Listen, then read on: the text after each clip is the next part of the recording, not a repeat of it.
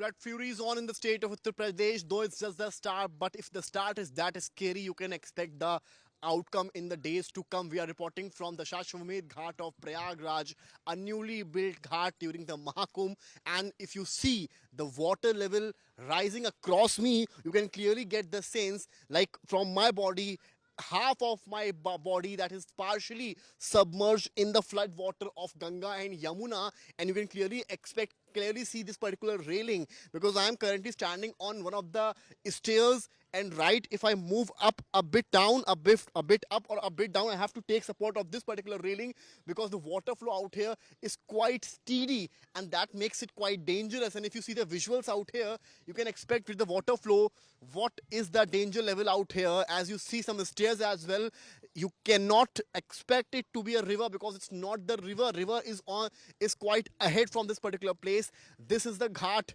from where I am currently reporting, and that's why it becomes a dangerous situation, though the water hasn't reached in the residential areas as of now. But it seems with this kind of water flow happening around this particular area, you can expect the water level to reach in the residential areas very soon, and that's why the situation seems quite adverse, though devotees coming here have no other option to pray to their gods from the areas where the water has come, because earlier they used to move ahead via these particular railings, via these particular stairs to one location to another, but they have no other choice. Even when I am standing here, I have to take the support of this particular railing to take control over my position, over my feet, because the flow of water coming from that particular region is quite fast, quite steady, making